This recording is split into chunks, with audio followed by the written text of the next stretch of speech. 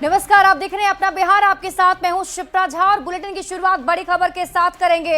आरा से आपको इस वक्त की बड़ी खबर बताते हैं, जहां जमीन विवाद को लेकर दो पक्षों के बीच जमकर मारपीट हुई है और मारपीट का वीडियो भी सोशल मीडिया पर वायरल हो रहा है। मामला गिधा थाना क्षेत्र के गिधा गांव का है। वायरल वीडियो आपके टीवी स्क्रीन पर आपको दिखा रहे हैं, जिसमें आप देख सकते हैं दोनों पक्ष के लोग अपने हाथों में लाठी डंडा लिए जमकर मारपीट कर रहे हैं। बताया जा रहा है कि चार पट्टीदारों के बीच 16 बीघा जमीन को लेकर विवाद हुआ और देखते ही देखते मामला हाथापाई पर जा पहुंचा। मारपीट में 4 लोग घायल बताए जा रहे हैं, जिन्हें अस्पताल में भर्ती करा दिया गया है।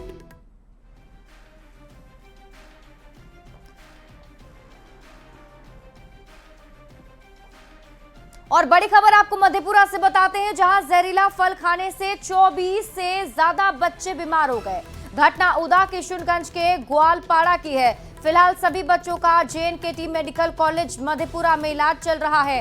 परिवार वालों के मुताबिक बच्चों ने खेल खेल में किसी जंगली फल को खा लिया था, जिसके कारण उनकी तबीयत बिगड़ गई। आनन फानन में सभी बच्चों को हॉस्पिटल में एडमिट कराया गया है। सभी बच्चे की तबीयत फिलहाल ठीक बताई जा रही है।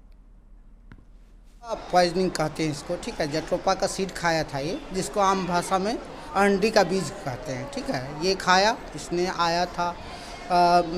जनरली ये GIT प्रॉब्लम के साथ एसोसिएटेड होता है, वही लेकर के आया था। किसी को वॉमिटिंग, किसी को लूज स्टूल, यही सब था। शाम को खेलते हुए हम लोग बाहर गए थे, वहाँ पे 15 बच्चा था।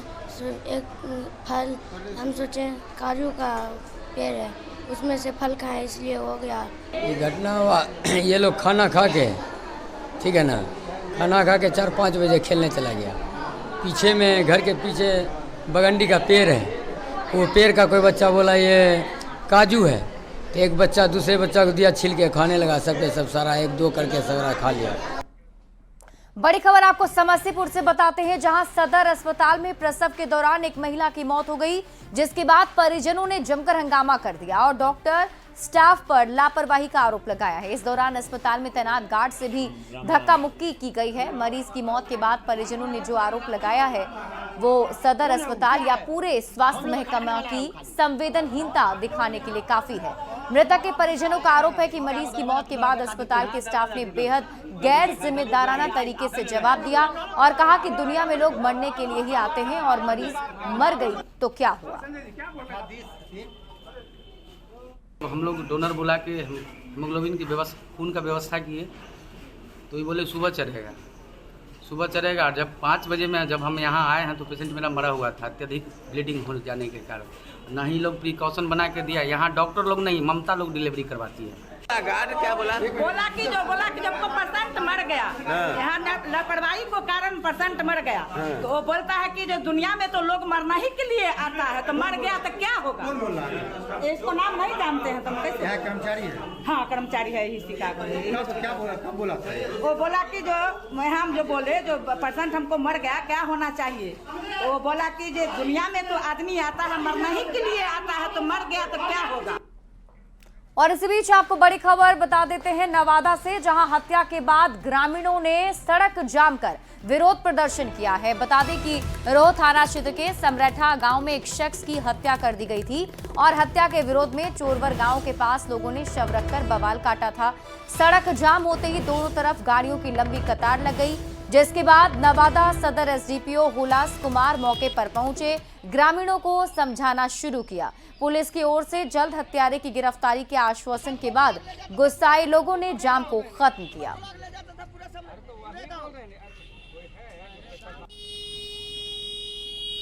रात में किसी एक व्यक्ति की हत्या कर दी गई है।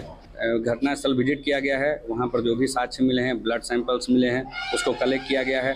डॉग स्क्वाड की टीम को भी बुलाया गया है, डॉग स्क्वाड की टीम भी अभी घटनास्थल विजिट करेगी। ऐसा देखने से प्रथम दृष्टया लग रहा है कि उस व्यक्ति की किसी के द्वारा चाकू से मारकर हत्या कर दी गई है। अभी तक जो है परिजनों के द्वारा जो बात बताई गई है, अभी तक किसी पर न इनके द्वारा किसी पे शक किया जा रहा है, न ही किसी पर जो है अभी तक आरोप लगाया गया है।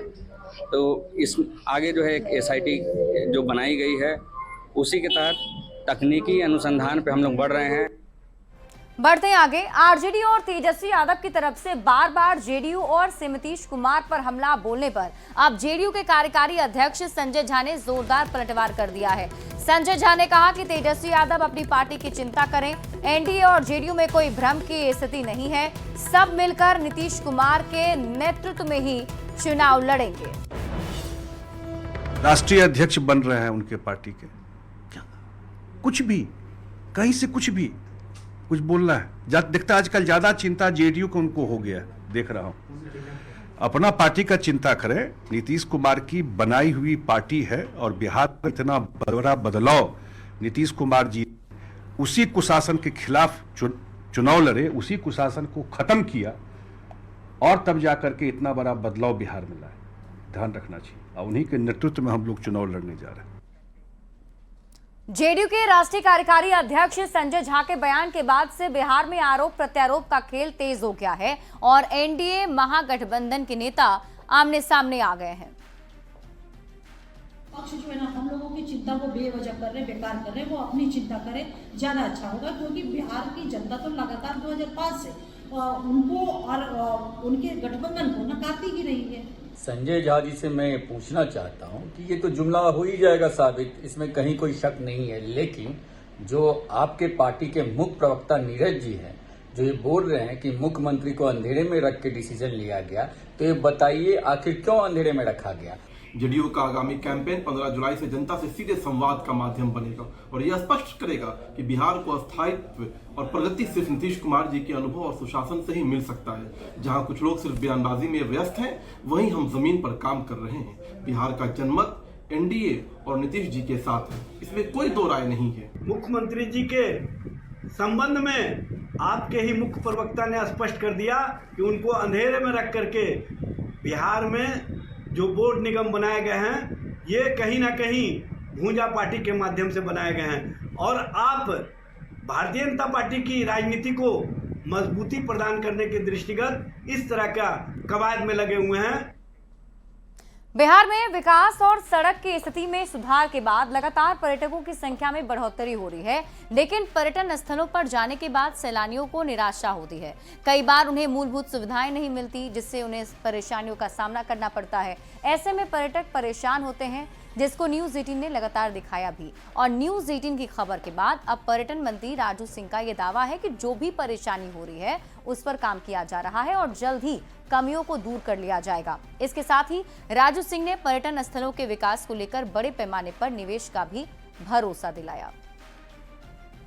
बिहार के पर्यटन मंत्री राजू कुमार सिंह। राजू जी, बिहार में कई पर्यटक स्थल है जहाँ से देश से विदेश के लोग आते हैं, लेकिन कई जगह बद इंतजामी देखी जा रही है, कई लोगों को समस्या हो रही है और लगातार वो समस्या उठा भी रहे हैं, तो कैसे समस्या दूर हो जाए? देखिए, सरकार लगातार समस्या के समाधान के लिए काम कर रही है। पूर्व में काफ़ी दिनों से आप जानते हैं कि 2005 के पहले क्या सरकार, कैसी सरकार चल रही थी, लेकिन उसके बाद से आप देखें तो पर्यटन में बहुत सारे काम हुए हैं। और इधर मुझे तो 3-4 महीने पहले मुझे एक प्रभार मिला है इस विभाग को देखने का। मैं भी अभी तक 50% जगहों पे ही जा पाया हूँ और बहुत सारे जगह अधूरे रह गए हैं। फिर भी लोगों से जो भी समस्याएं मिल रही है सबको देख रहे हैं, दिखवा भी रहे हैं। और कला संस्कृति पर्यटन को जोड़ करके देखा जाए तो बाहर के लोग आवें, कैसे आवें, यहाँ तक कि हम लोग दूसरे राज्यों के लोगों को भी प्रोत्साहित कर रहे हैं कि वहाँ आएंगे पर्यटन के दृष्टिकोण से, कुछ फिल्म के दृष्टिकोण से, तो क्या क्या उनको सब्सिडी दी जाएगी, क्या की जाएगी। और यहाँ पे पीपी मोड पे भी स्थानीय लोगों को, अपने बिहार के लोगों को भी सुविधाएं दी जा रही है। इसलिए पर्यटन में भी प्रोत्साहन की नीति पे हम लोग काम कर रहे हैं और कैसे देश दुनिया से लोग भी यहाँ आवे। हम लोग अभी एक सेमिनार करने जा रहे हैं, आपको नेक्स्ट मंथ में करेंगे मॉरिशस में भी, क्योंकि मॉरिशस की पॉपुलेशन जो है more than 50% population are from Bihari, तो उनको अपनी माटी, अपना देश के याद दिलाने और वहाँ पे हम लोग एक कॉन्फ्रेंस करेंगे करके कि मॉरिशस के लोग भी यहाँ आवे, बहुत सर्किट से जुड़े हुए लोग हैं वो भी यहाँ आवे। तो अभी तक हम लोग इस पिछले 3 महीने में 200 करोड़ से ज़्यादा का टेंडर कर चुके हैं। ये पूरे साल में आप देखेंगे 25-26 में तो लगभग मुख्यमंत्री जी जहाँ जहाँ गए थे, मुख्यमंत्री की यात्रा जो हुई थी और उसमें उन्होंने जो घोषणा किया था वो लगभग 700 करोड़ रुपए का है। और 700 करोड़ का हम लोग टेंडर निविदा भी अगले मंथ अगस्त तक निकाल देंगे, सब पे काम शुरू हो जाएगा।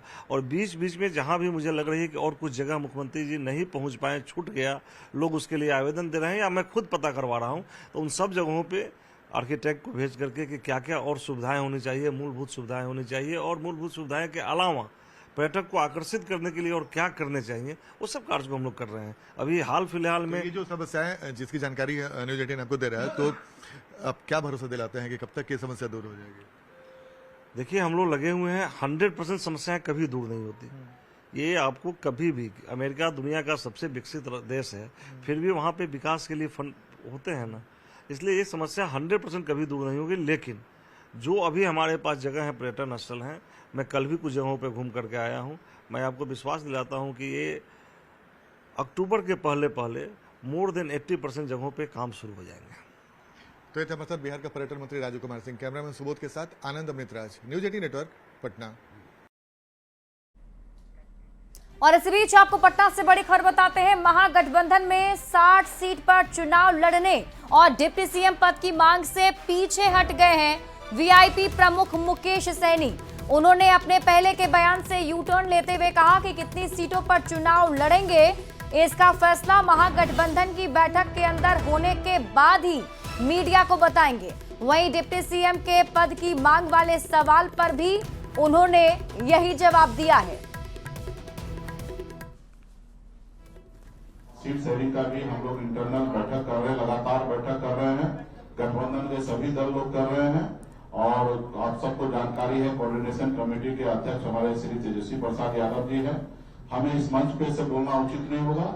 एक बार इंटरनल सब चीज क्लियर हो जाएगा और आप लोगों के बीच में बहुत जल्द आपके बीच में हम लोग आएंगे और कितना सीट पर कौन पार्टी लड़ेंगे वो आप लोगों को जानकारी दे देंगे। ये सब चीज का जो भी आप सवाल कर रहे हैं, मुख्यमंत्री कौन होंगे, डिप्टी सीएम कौन होंगे, कितना सीट पर कौन पार्टी लड़ेंगे, कहां से लड़ेंगे, इस सब चीज का जो जानकारी है हम लोग गठबंधन के प्लेटफॉर्म पे से देंगे। और अब बात तेज प्रताप यादव की करेंगे, जो अब पायलट बनने वाले हैं। दरअसल वाणिज्य विमान चालक कोर्स यानी सीपीएल ने इंटरव्यू का रिजल्ट जारी कर दिया है और अभ्यर्थियों की लिस्ट में तेज प्रताप यादव का नाम भी शामिल है। तेज प्रताप इंटरव्यू में पास हो गए हैं और अब वो वाणिज्य विमान चालक कोर्स के लिए दाखिला ले सकेंगे। अब आगे तेज प्रताप यादव बिहार उड्डयन संस्थान में दाखिला लेकर पायलट बनेंगे। बता दें कि इससे पहले भी Tej Pratap Yadav social site X पर कई बार पायलट की यूनिफॉर्म में तस्वीरें और वीडियो शेयर कर चुके हैं। लालू के लाल तेज प्रताप यादव बहुत जल्द अब कॉमर्शियल पायलट बनने जा रहे हैं। डायरेक्टरेट ऑफ ट्रेनिंग एविएशन ने लेटर जारी कर दिया है, जिस लेटर में 5वें नंबर पर तेज प्रताप यादव का भी नाम है। बताते चलूं कि वर्ष 2023 और 24 में सीपीएल और पीपीएल के लिए 20-20 सीटों पर दाखिला होना था, लेकिन कोर्ट में मामला चला गया था और कोर्ट के आदेश के बाद इंटरव्यू की सूची जारी की गई है, जिसमें सफल अभ्यर्थियों में तेज प्रताप यादव का भी 5वें स्थान पर नाम है, जिसमें तेज प्रताप यादव ने यूआर कैटेगरी से फॉर्म भरा था। अब ये सीपीएल के लिए कोर्स कर सकेंगे और इस कोर्स में तेज प्रताप के साथ कुल 18 अभ्यर्थियों की फिलहाल अभी सूची जारी की गई है, जिसमें SC ST EBC OBC और इसके साथ साथ OBC महिला और EWS के अलावा जो UR कैटेगरी के जो अभ्यर्थी हैं उनकी सूची जारी की गई है। बताते चलूं कि इससे पहले भी तेज प्रताप यादव लगातार सुर्खियों में आए दिन रहते हैं और कभी बांसुरी बजाना, तो कभी वृंदावन घूमना, तो कभी जलेबी बनाना और इसके अलावा पायलट बनकर तस्वीरें खिंचवाना। तो ये तस्वीरें पहले भी वायरल हुई थी और उन्होंने कहा भी था कि देश को जरूरत होगी तो हम पायलट के रूप में देश सेवा करेंगे। फिलहाल अभी सीपीएल और पीपीएल को लेकर जो दाखिला होना है, ये आपको उड्डयन प्रशिक्षण निदेशालय है बिहार का और जिसके निदेशक अभी नीलेश देवरे ने ये पत्र जारी किया है, जिसमें बिहार उड्डयन संस्थान के अंतर्गत जो है निजी विमान चालक जो पीपीएल होते हैं और इसके अलावा सीपीएल को लेकर जो है अब दाखिला होना है। लेकिन फिलहाल अभी पीपीएल को लेकर अभी फैसला नहीं लिया गया है, लेकिन सीपीएल की सूची जारी कर दी गई है और इस सीपीएल की सूची में देख सकते हैं कि 5वें नंबर पर तेज प्रताप यादव का नाम आ गया है और तेज प्रताप यादव अब इस संस्थान में दाखिला लेंगे। इसके बाद अब हवा में हवाई जहाज उड़ा सकेंगे। कैमरामैन अजय दुबे के साथ रजनीश कुमार, न्यूज 18 पटना। और इसी बीच आपको पटना से बड़ी खबर बताते हैं, जहां एनडीए नेताओं ने एक बार फिर से लालू प्रसाद पर जोरदार हमला किया है।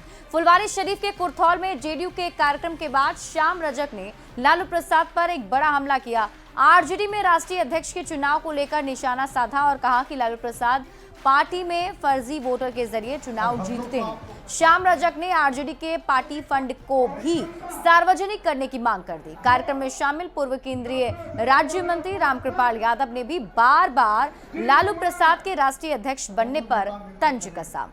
फर्जी मतदाताओं के आधार पर वो राष्ट्रीय अध्यक्ष बन रहे हैं, गिर जाएंगे गिर जाएंगे। इससे बड़ा झूठा बात नहीं हो सकता। फर्जी मतदाता उनका मेंबरशिप भी फर्जी है। हम जानते हैं, हम तो उनके साथ रहे, काम किए, हम जानते हैं। जो उन्होंने इतने बड़े संख्या बता रहे हैं, जरा उनका हिसाब लेकर के इनके प्रेस को बता दें कि कितना उनके पास राशि आया है। एक मेंबरशिप का 5 रुपया है। वो बता रहे हैं कि 1 करोड़ से ज़्यादा हमारा मेंबर है। 5 करोड़ रुपया से ज़्यादा उनका खाता में होना चाहिए मेंबरशिप के खाते में। उनके वजह से बिहार में बेरोजगारी, गरीबी, फटहाली, भ्रष्टाचार, अत्याचार सब बढ़ा है। उसको कम किया नीतीश कुमार जी और करने की कोशिश कर रहे हैं। क्या बात करेगा ये लोग। लालू जी एक बार फिर से अध्यक्ष के लिए जो है जा रहे हैं। जब तक रहेंगे तब तक लोकतंत्र है। हम जब तक रहेंगे तब तक अध्यक्ष रहेंगे। यही है उनका लोकतंत्र। और इसी बीच आपको पटना से बड़ी खबर बताते हैं। लालू प्रसाद बने आरजेडी के राष्ट्रीय अध्यक्ष। आरजेडी निर्वाचन अधिकारी रामचंद्र पूर्वे ने इसकी घोषणा कर दी है।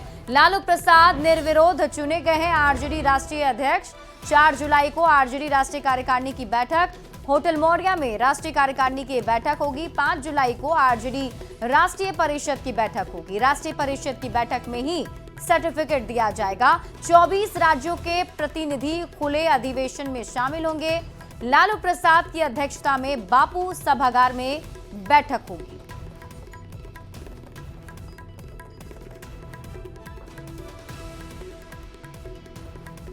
पटना के प्रसिद्ध महावीर मंदिर में 20 लाख रुपए के गबन का मामला सामने आया है और ये गबन मंदिर में बनने वाले प्रसाद सामग्री की सप्लाई के नाम पर किया गया है। मामला आचार्य किशोर कुणाल के समय का है। तब किशन सिंघानिया नाम के एक व्यक्ति ने मंदिर में दान के लिए उनसे संपर्क किया था। उसके बाद उनका मंदिर आना जाना शुरू हो गया और मंदिर में प्रसाद सामग्री के सप्लाई की डील की।